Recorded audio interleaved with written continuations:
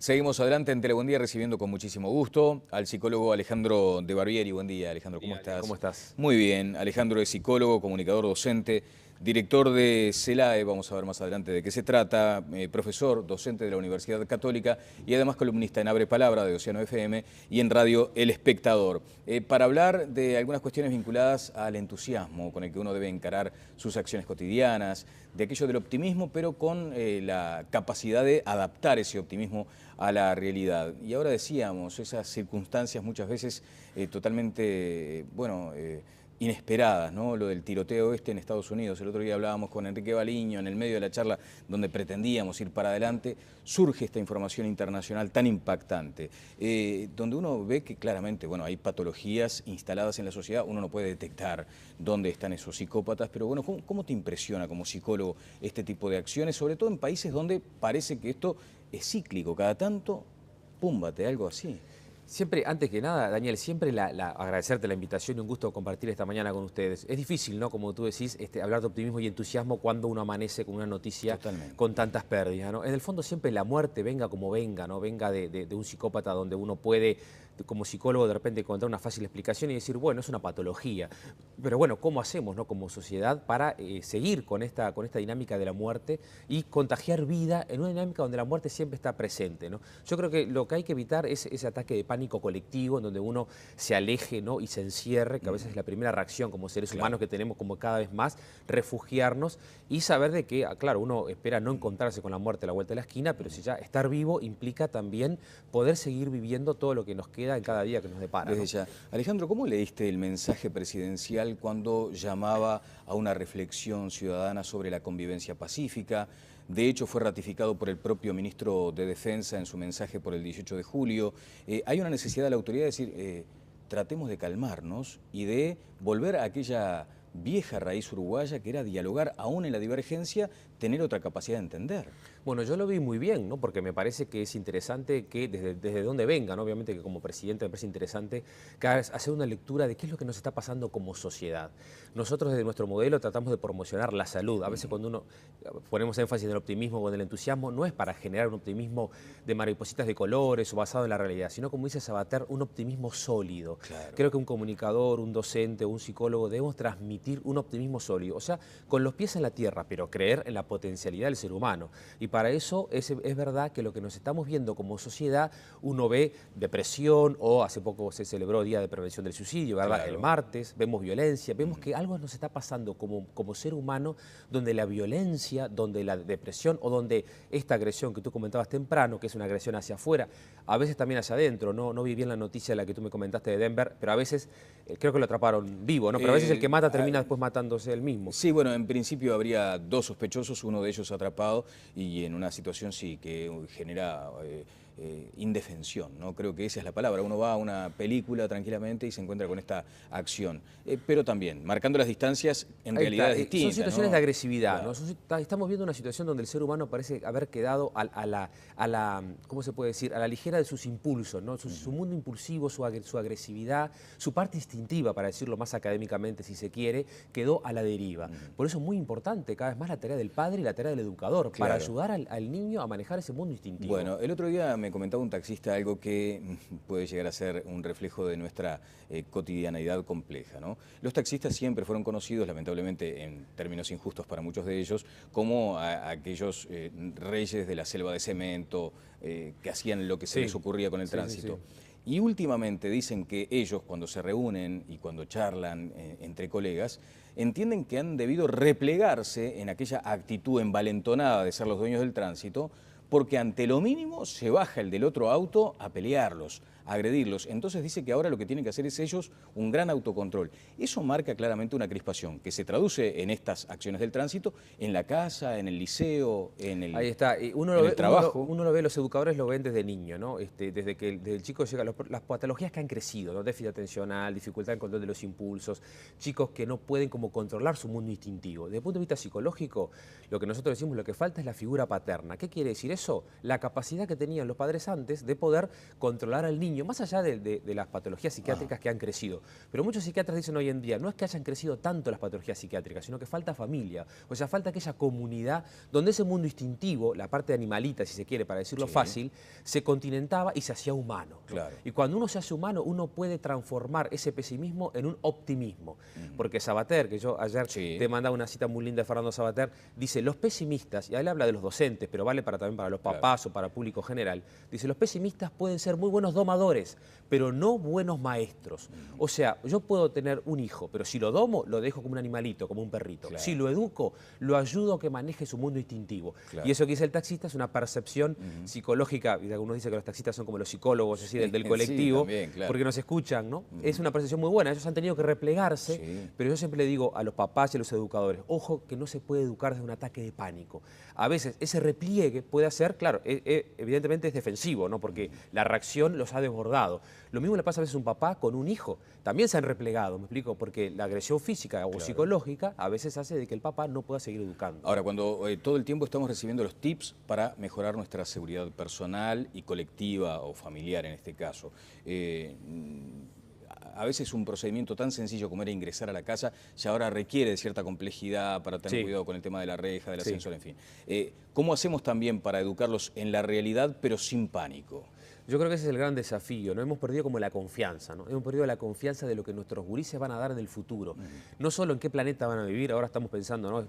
Primero deseando de que haya un planeta para cuando los hijos sigan creciendo por lo que es la ecología y todo lo que ha crecido, nuestra conciencia planetaria, pero si no, confiar en la respuesta que van a dar ellos. Hemos perdido, Daniel, la respuesta que también nosotros dimos con respecto a nuestros padres. Antes, cuando nosotros éramos gurises o adolescentes, bueno, era la televisión, ¿no? Era cuántas horas el chico puede estar frente a una pantalla. Recordarás que se daban en los liceos y en la educación. Bueno, ahora aumentaron las pantallas, está los celulares, está la computadora, cuántas pantallas hay a veces en la casa, uno hace ese cuento, ¿no? Para que lo contabilicen, hay muchas pantallas. Falta que se invente un frigobar en un dormitorio, ¿no? Similar al que hay en algunos hoteles, para que no te cruces más con tu hijo en la puerta de entrada. Ahora todavía nos cruzamos en la cocina con los gurises, pero mañana en cuanto esté el frigobar nos vamos a cruzar en la puerta de entrada. Y eso habla de un aislamiento, una pérdida de la comunidad. Necesitamos volver a restaurar el diálogo que tú nombrabas hoy, ¿no? El vínculo, para poder desde ahí estar atentos a lo que los gurises quieren y a partir de ahí contagiarles vida, que es el objetivo del optimismo, ¿no? Bueno, cuando hay una intervención urbana como puede llegar a ser una plaza, las autoridades dicen esto es para el colectivo, para que vengan a la plaza, para que regresen al espacio público, porque también se ha notado que la propia gente se ha replegado en sus hogares, se ha encerrado literalmente ante la amenaza de la afuera. Claro, cuando perdemos esa confianza, ¿no? De qué respuesta van a dar nuestros chiquilines frente a esa realidad, primero que obviamente que hay una situación cultural, social, de inseguridad que no soy ajeno a eso, ¿no? Pero si nos quedamos en ese ataque de pánico y no fortalecemos a que el gurí maneje una situación en una esquina, que aprenda lo que dicen los psicólogos, habilidades sociales. Bueno, hay una situación sospechosa, cruzas la calle, guardas el celular, que tenga habilidades de comportamiento, ¿verdad? Porque si lo protejo del todo, cada vez la cajita de cristal va a ser más grande, que de hecho es lo que está pasando. Los chiquilines hoy en día les cuesta mucho salir de casa, no solo por lo económico o por lo social, muchas veces por esta falta de seguridad personal. Una última consideración a propósito de esto que parece ser el diagnóstico, porque después vamos a ir a esa pregunta que nos hace reflexionar. ¿Hay capacidad de la marcha atrás? ¿Hay un camino o estamos en un camino de no retorno? Pero sobre lo diagnóstico, las redes sociales también han generado un vínculo diferente, ni mejor ni peor, pero sin embargo han colectivizado algunos debates, han generado también en los chicos la posibilidad de interactuar con sus pares. ¿Cómo lo observás hoy por hoy al tema?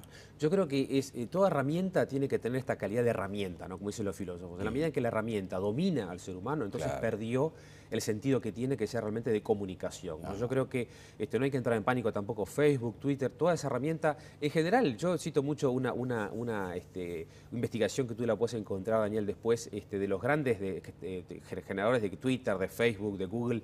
Los grandes que trabajan ahí, los grandes investigadores científicos, sus hijos los mandan a una escuela donde hasta los 12 años no ven una computadora. Es una maestra con un pizarrón. Salió hace poco en los medios, lo van a encontrar. Y es interesante ese artículo porque me parece que se está avanzando hacia eso. Ojo al gol con la herramienta, porque antes de que el psiquismo del niño esté a veces preparado, puede no ser usada bien. ¿Qué pasa? Hoy en día hay, como dice Boris Cyrulnik, hay una inmadurez psicológica. Un chico de 30 años no tiene la madurez que antes tenía. Tiene la madurez biológica, se ha crecido mucho incluso físicamente, pero a nivel emocional, tú hablas con una persona de 30 años hoy en día y de repente tiene 22, 23. Y hablas con un chico de 22, 23 años y de repente tiene 16, 17.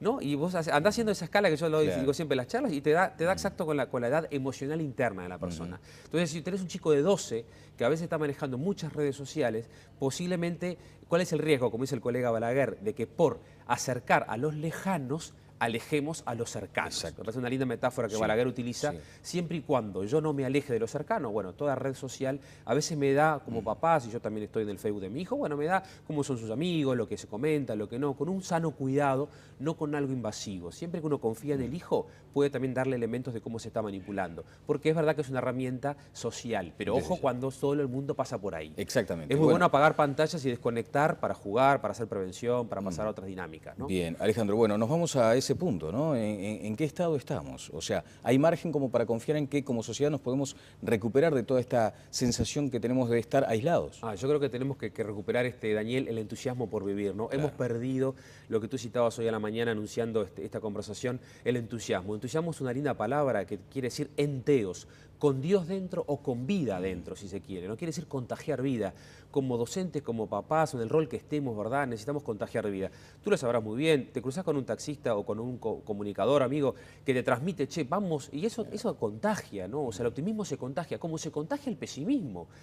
Cuando yo les digo a los docentes, si tú en la sala de profesores, de repente, dice Sabater, podés ser pesimista en privado, con tu señora o tu pareja o tu familia en tu casa, pero cuando llegás al aula, cuando llegás a la sala de profesores, tenés el deber de ser optimista. No puede haber un docente pesimista, dice Sabater, porque entonces quiere decir que ha perdido la confianza en que el ser humano tiene de perfeccionarse, de la capacidad de entusiasmarse y de transmitirle a los grises de que ellos pueden mejorar el mundo. Bueno, ¿estás de acuerdo con ese concepto relativamente novedoso de las personas tóxicas también? Bueno, sí, hay algo del pesimismo de que si... Yo hablo de actitudes, ¿no? Porque decir fulanito es optimista o es pesimista ya queda como... Uno pasa por etapas de la vida donde uno puede estar más negativo, ¿no? Pero entiendo la metáfora de la toxicidad, de los vínculos tóxicos. Si el vínculo sana, también uno puede tener vínculos donde a veces uno puede alejarse con un mecanismo defensivo, pero no como anular y decir, bueno, no me relaciono más con fulano porque me contagia energía negativa, sino cómo hago para realmente ayudarlo a salir de ahí. Porque si fulano está mal, me va a transformar la realidad. Por eso dice Sabater, si usted está pesimista y es docente en ese caso, bueno, restáurese una licencia, actividades preventivas, deporte, salud, comer sano, para volver al aula y contagiar vida. Y lo mismo un papá. Bien. Si está en burnout, no puede ser papá tampoco, ¿no? El papá no puede educar desde el miedo. No puede educar desde el miedo o de la fenomenal inacción que provoca el ataque de pánico del taxista que tú decías, también es un ataque de pánico del papá. Dice, como ahora ya no sé qué hacer con mi hijo, me corro, y entonces lo deja, terceriza la educación. Bien, bueno, estás en el Centro de Logoterapia y Análisis Existencial. Cuando uno lee logoterapia se pregunta, bueno, ¿cuáles son las raíces filosóficas de esta escuela, puede decirse? Sí, es una corriente de psicología, Daniel, es una muy buena pregunta, fundada por Viktor Frankl, que es un psiquiatra vienés, austríaco, que estuvo prisionero en los campos de concentración. Ahí él crea esta psicología, que es una psicología existencial, que suma, o sea, está el psicoanálisis que todo el mundo conoce, las terapias cognitivas o conductistas, ¿verdad? Y hoy en día estamos en la Federación Uruguaya de Psicoterapia, donde se integran todos los modelos, ya no está aquello de que una psicología sea mejor que la otra, sino que todos realmente tratamos de hacer lo mejor por el ser humano. Y la logoterapia es una terapia que habla del sentido de la vida, ayudar a que la persona descubra su sentido de vida frente al vacío existencial, que es lo negativo, ¿no? ¿Sin connotaciones religiosas, Ale? Sin connotaciones religiosas, porque es abierto a la trascendencia como cada uno lo entienda. Se habla de una espiritualidad en el sentido de ser humano, no en el sentido de una religión en particular. Bien, hemos tenido episodios últimamente que tienen que ver con la incidencia de las sectas. De hecho, hay algunas iniciativas parlamentarias para tratar de prohibirlas lisa y llanamente aquí en Uruguay, por el efecto que han tenido en Argentina, sobre todo, y algunos episodios tristes aquí en nuestro país. ¿Cómo observás esa tendencia de la gente muchas veces a creer en algo y para eso se conducen por ese camino inapropiado. Tú lo decías muy bien, Daniel, hoy con lo que pasó con Denver, ¿no? Por más que lo de Denver de repente es alevoso, es enorme, pero a veces las sectas hay pequeñas muertes, entre comillas, más simbólicas, Claro. más invisibles, donde de repente la tragedia pasa y por eso a veces cuesta mucho más detectarla, ¿no? Yo siempre le digo, la diferencia entre un profeta y un falso profeta. Un falso profeta vendría a ser como cuando Forrest Gump, ¿recuerdan la película? Claro. Forrest, Tom Hanks corriendo y todo lo demás lo siguen, ¿no? A veces los gurúes de turno es alguien que corre detrás de Forrest Gump. Y como hay tanta necesidad, tanta falta de saber qué es lo que tengo que hacer, tanta falta de guía, tanta falta de papá y de maestros, porque si tú tenés un papá y te tenés un maestro, no vas a precisar después un psicólogo que te diga dónde tenés que hacer. Claro. En el centro de logoterapia, lo más importante es la prevención, es un instituto cultural y de enseñanza. Tenemos psicólogos trabajando cuando se precisa la terapia, pero no es nuestro rubro principal. El rubro principal es prevenir, lo que dice Edward Punset, hacer prevención. Eso es el gran desafío del futuro. Entonces, cuando se da eso, sí puede haber un maestro que fue un profeta, un guía, un maestro que te guió, o tu papá, un profesor, o un psicólogo. Pero si tú estás frágil psicológicamente, te vas a correr detrás del primer Forrest Gump que aparezca y que te diga lo que tú tenés que hacer. Si alguien te dice lo que tú tenés que hacer, es un falso profeta, decimos nosotros. Un buen profeta es alguien que te ayuda a que tú seas profeta de ti mismo, digamos. Bien, mejor. bueno, el otro día con motivo de esta jornada de prevención del suicidio, veíamos esa cifra escandalosa, 500 muertos por año, más de 500 todavía, es algo que nos sobrecoge. Ahora decíamos, si caen 2 aviones por año en Uruguay, sería una catástrofe y más o menos es el mismo número de víctimas. Tal cual. ¿Cómo no nos damos cuenta de esa muerte silenciosa del suicidio? Tú has hecho algunos comentarios respecto a eso. Sí, y por eso tan importante y creo que ha crecido, ¿no?, este enfoque de la logoterapia, porque es uno de los enfoques que más trabaja el sentido de la vida, ¿no? Les recomiendo la lectura del cuento de Mario Benedetti, Verde y sin Paula, Sí. un cuento fantástico, corto, que se lee fácil, en donde Benedetti hace, ¿no?, el pensamiento de alguien que está intentando suicidarse con una resolución que la dejo para que lo lean. Pero ¿a qué vamos? Hay una realidad, como tú decís, invisible, ¿no? O sea, en nuestro país, ¿cómo puede ser de que tengamos entre 1 o 1,5 suicidio por día o más intentos? Creo que dentro de 8 y 10 intentos. Entonces, para eso tenemos que trabajar, para prevenir, que es lo que hacía Víctor Frankl en el campo de concentración. Porque en el campo de concentración ellos no podían evitar que una persona corriera hacia la alambrada, que estaba electrificada, que era la manera más fácil de suicidarse en un campo. Mataban al que había intentado suicidarse y también al que había querido ayudarlo. Entonces, Víctor Frankl aprendió la logoterapia ahí. La descubrió de que había que promocionar la vida, contagiar las ganas de vivir para ayudar, porque a veces el intento es un impulso. A veces obedece a patologías psiquiátricas como depresión, esquizofrenia, pero no siempre. A veces una persona en una persona que solo está acostumbrada, por ejemplo, a que el sentido de la vida hoy es el éxito económico, por ejemplo, ¿no? Entonces, ante una pérdida económica, mi vida pierde sentido. O si mi trabajo es el único que me da sentido a mi vida, pierdo el trabajo, mi vida pierde sentido. Por eso en logoterapia hablamos de una amplitud de sentido. Tu familia, el trabajo, el deporte, una pasión personal a la que te dediques. Y entonces tenés como una multiplicidad de áreas donde encontrar sentido, ¿no? Muchísimas gracias, Alejandro, por estos valiosos minutos. Muchísimas gracias para ti, Daniel. Y recomendamos la página www.logoterapia.com.uy. Allí hay un calendario de actividades, en fin, una serie de tips para mejorar también esa posibilidad de vivir con entusiasmo, que de eso se trata. Va a estar Daniel, para que lo van a encontrar ahí, Facundo Ponce de León, filósofo uruguayo joven, también docente, el martes 31 de julio. Notable. Hay una charla muy linda que se llama Motivos para ser desobediente, que tiene mucho que ver con la autoridad y cómo la falta de autoridad. Con un título muy, muy atrapante, me parece que va a ser lindo los que les interese el tema, ¿no? Tipo de acciones, sobre todo en países donde parece que esto es cíclico, cada tanto, púmbate, algo así. Siempre, antes que nada, Daniel, siempre agradecerte la invitación y un gusto compartir esta mañana con ustedes. Es difícil, ¿no?, como tú decís, hablar de optimismo y entusiasmo cuando uno amanece con una noticia con tantas pérdidas, ¿no? En el fondo siempre la muerte, venga como venga, ¿no?, venga de un psicópata donde uno puede, como psicólogo, de repente encontrar una fácil explicación y decir, bueno, es una patología. Pero bueno, ¿cómo hacemos, ¿no?, como sociedad para...? Llamaba a una reflexión ciudadana sobre la convivencia pacífica. De hecho, fue ratificado por el propio ministro de Defensa en su mensaje por el 18 de julio. Hay una necesidad de la autoridad de decir, tratemos de calmarnos y de volver a aquella vieja raíz uruguaya que era dialogar, aún en la divergencia, tener otra capacidad de entender. Bueno, yo lo vi muy bien, ¿no?, porque me parece que es interesante que desde donde venga, ¿no?, obviamente que como presidente... Capacidad de adaptar ese optimismo a la realidad. Y ahora decíamos, esas circunstancias muchas veces totalmente, inesperadas, ¿no? Lo del tiroteo en Estados Unidos. El otro día hablábamos con Enrique Baliño en el medio de la charla donde pretendíamos ir para adelante. Surge esta información internacional tan impactante, donde uno ve que claramente, bueno, hay patologías instaladas en la sociedad, uno no puede detectar dónde están esos psicópatas, pero bueno, ¿cómo te impresiona como psicólogo este tipo? Seguimos adelante en Telebuen Día recibiendo con muchísimo gusto al psicólogo Alejandro de Barbieri. Buen día, Alejandro, ¿cómo estás? ¿Cómo estás? Muy bien, Alejandro es psicólogo, comunicador docente, director de CELAE, vamos a ver más adelante de qué se trata, profesor, docente de la Universidad Católica y además columnista en Abre Palabra de Océano FM y en Radio El Espectador, para hablar de algunas cuestiones vinculadas al entusiasmo con el que uno debe encarar sus acciones cotidianas, de aquello del optimismo, pero con la capacidad. Seguir con esta dinámica de la muerte y contagiar vida en una dinámica donde la muerte siempre está presente, ¿no? Yo creo que lo que hay que evitar es ese ataque de pánico colectivo en donde uno se aleje, ¿no? Y se encierre, que a veces es la primera reacción como seres humanos que tenemos como cada vez más, refugiarnos y saber de que, claro, uno espera no encontrarse con la muerte a la vuelta de la esquina, pero si ya estar vivo implica también poder seguir viviendo todo lo que nos queda en cada día que nos depara, ¿no? Desde ya. Alejandro, ¿cómo leíste el mensaje presidencial cuando